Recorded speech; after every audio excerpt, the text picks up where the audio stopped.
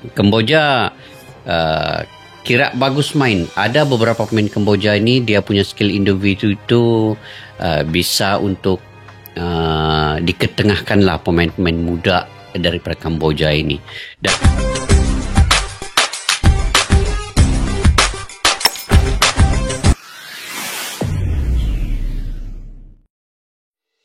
Assalamualaikum dan salam persaudaraan, salam sepak bola. Selamat bertemu kembali guys di channel Askalani Studio. Okey, tahniah dan selamat sekali lagi untuk timnas Indonesia yang menang ke atas Kamboja 2-0 ya. Walaupun kemenangan ini saya mula-mula prediksikan dia akan 5 gol dan ke atas guys, tapi itu sekiranya seandainya Welber Jadim dan juga Jens Reben bermain starting 11. Jadi saya menganggap kalau mereka bermain starting 11, maka prediksinya ada 5-0 ke atas ya gol Indonesia ini. Tapi saya juga respect kepada Kamboja ya, kerana dapat mengimbangi di separuh masa yang pertama permainan Indonesia itu.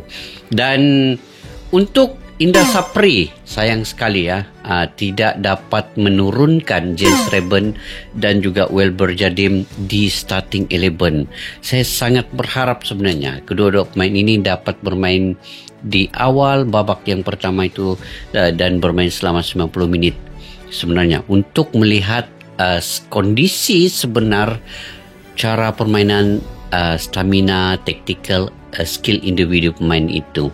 Karena minit bermain daripada awal sampai akhir itu barulah kebugaran pemain itu kita dapat lihat, dan skill-skill individunya kita dapat melihat sepenuhnya. Tetapi sayangnya Indra Sapri masih lagi dengan pemain-pemain lokalnya dan tidak menurunkan pemain keturunan ini di babak yang pertama starting 11. Apapun guys, kemenangan tetap kemenangan. 3 poin itu sangat penting banget guys. 3 poin itu penting banget untuk Indonesia sekarang ini di posisi yang teratas ataupun posisi yang pertama. Okey, sore tadi Filipina mengalahkan Timor Leste guys. Walaupun sebelum ini Timor Leste mengalahkan Kamboja, dan sekarang ini Filipina 3 poin, Timor Leste 3 poin, Indonesia 6 poin, Kamboja 0 poin masih. Okey, kita semak gol daripada Kade Ariel melalui sepakan sudut ataupun tendangan pojok. Ini hasil daripada bola mati. Kemudian gol kedua timnas Indonesia juga adalah daripada sepakan sudut ataupun kira bola mati jugalah kan, sebelum ditanduk oleh Jens Reben tetapi disambar sekali lagi oleh Iqbal.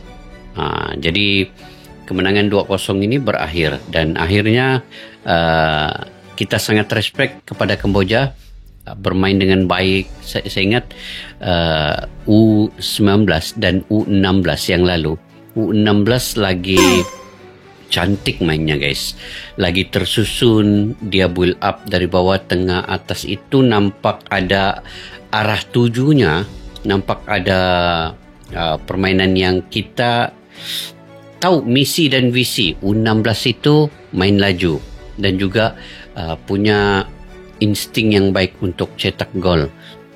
Indonesia U19 ini dia masih lagi mencari-cari arah sebenarnya, masih mencari-cari arah dan tujuan ke arah mana bola yang patut untuk cetakan gol. Kebanyakannya daripada tepi kiri dan kanannya mereka bermain cross ball. Kemudian bola mati juga itu yang mereka cuba untuk ambil peluang untuk mencetak gol. Tetapi dari segi permainan ke tengah tidak ada sepakan-sepakan yang berbahaya kepada gawang Kamboja ini. Jadi itu perlu dibenahi oleh Indra Sapri dari segi taktikal dan juga strateginya lah kan. Okey guys, kita semak dulu gol-gol ini ya.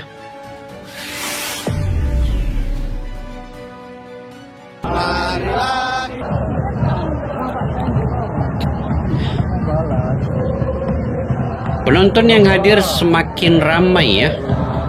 Nampak tribun itu penuh di kawasan bahagian bawah. Mungkin ada ramai juga lah kan penonton yang hadir ini menyaksikan perlawanan.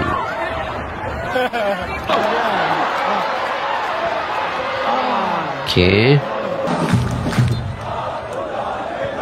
Ini gol. Kita tengok guys, gol daripada KDRL tu melalui sepakan sudut ya, pojok oleh, tengok tandukan cantik golnya mengelirukan penjaga gol atau penjaga gawang Kamboja tu. Ini di babak yang kedua barulah Indonesia dapat gol ini. Sayang sekali ya, babak pertama 0-0. Okey, sehinggalah minit ke 86 2-0 untuk Indonesia. Gol kedua sebenarnya dihasilkan oleh Iqbal selepas tandukan daripada Jens Reben itu terkena pemain pertahanan Kamboja, kemudian Iqbal. Okey guys, apapun alhamdulillah masih lagi menang 2-0 . Yang pentingnya menang dulu dapat poin. Tidak kira lah menang berapa ya. Menang 1-0 ke 2-0, 3-0. Yang pentingnya menang dulu, ada poin, baru segala kelemahan itu diperbaiki, dimenahi segera oleh Indra Sapri dan juga pemain-pemain.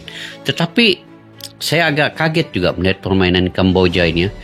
Kerana ketika perlawanan pertama mereka kalah kepada Timor Leste ya, dan melawan Indonesia ini agak sulit Indonesia untuk mencetak gol di babak yang pertama, sehinggalah di babak yang kedua itu pun dimasukkan Jens Reben dan Welber Jadim. Welber Jadim ini dan Jens Reben ini sepatutnya bermain starting 11 di babak pertama sehingga babak kedua full 90 menit. Karena Welber Jadim ini cara mainnya itu dia agresif sedikit. Dia bisa untuk membantu bagian gelandang itu mencipta peluang-peluang yang baik sebenarnya untuk penyerang. Jadi kalau ada Welber Jadim bermain di awal dan juga Jens Reben itu, mungkin ada lebih banyak peluang sebenarnya. Dan Kamboja pun kita lihat dia penuhkan di bahagian tengah sehingga sukar ataupun sulit untuk Indonesia itu mencipta peluang daripada tengah di area kawasan kotak penalti. Jadi Indonesia kena bermain kiri dan kanan, crossing. Tetapi kalau itu dilakukan, maka agak sulit untuk mencipta gol. Melainkan ada kesilapan daripada Kamboja. Tetapi memang disulitkan ya oleh Kamboja di bagian lini tengah itu. Mereka tahu cara pemain Indonesia ini memang akan menyerang dan mereka penuhkan bagian pertahanan itu untuk menyulitkan keadaan itu. Dan Kamboja kira bagus main. Ada beberapa pemain Kamboja ini dia punya skill individu itu bisa untuk diketengahkan lah pemain-pemain muda daripada Kamboja ini. Dan Indonesia sekali lagi Arkan Kakak tidak dapat memberikan yang terbaik selepas diberikan peluang untuk jadi pemain inti. Arkan Kakak masih belum bisa lagi untuk membuat sesuatu yang mengembirakan, termasuklah belum lagi mencetak gol. Jadi agak saya kira kalau beginilah taktikal dan strategi oleh Indra Sapri, maka agak sukar untuk melawan Australia, Thailand, Vietnam. Karena strategi ataupun taktikal sebegini jika dibawa untuk ke semifinal itu memang agak sulit untuk Indonesia mencetak gol. Jadi saya mengharapkan untuk semifinal dimainkan Jens Reben dan Welber Jadim ini di starting 11. Itu saja yang perlu untuk Indonesia. Pemain-pemain lain okey main, cuma tiada support yang kuat di bahagian tengah. Dan sekiranya di situ ada Welber Jadim, dan juga Jens Reben, maka support untuk penyerang dan tengah itu akan berjalan mulus. Sekarang ini kebanyakan Indonesia ni yang mencetak gol adalah pemain pertahanan, Iqbal, kemudian Kade Ariel, juga pemain pertahanan. Pemain penyerang belum bisa mencetak gol dengan konsisten. Sebelum ini pun yang mencetak gol di perlawanan pertama Arlian Shah dan juga Kade Ariel dan juga pemain pertahanan juga, bukan pemain penyerang. Jadi ini perlu dikoreksi lagi cara taktikal daripada Indra Sapri dan juga strateginya itu. Mungkin ke depan kita mengharapkan sangat ya, harap banget ya supaya Jens Reben dan Welber Janim ini dapat dimainkan di starting 11. Itu mungkin akan mengubah keadaan nanti. Mungkin akan mengubah keadaan besar. Persennya dalam 50 ke 60% akan dapat mengubah keadaan permainan sekiranya ada Welber Jadim dan juga Jens Reben itu. Oke guys, mungkin kalian juga punya pendapat sendiri ya. Kalian boleh komentar di ruang kolom di bawah. Dan kepada yang baru mampir ke channel ini, jangan lupa subscribe, like, share dan komen. Kepada yang sudah subscribe, Tania, terima kasih. Saya sangat menghargai segala dukungan kalian. Tanpa kalian saya tidak akan dapat berkomentar dengan baik di ruangan YouTube ini. Sampai kita jumpa lagi guys. Assalamualaikum warahmatullahi wabarakatuh. Bye-bye. Askalani Studio untuk kita channel yang bereaksi tentang apapun yang ada di Indonesia. Channel YouTube dari Malaysia di Askalani Studio. Jika mau tahu tentang Indonesia, ayo like and subscribe channel kami Askalani Studio. Askalani Studio.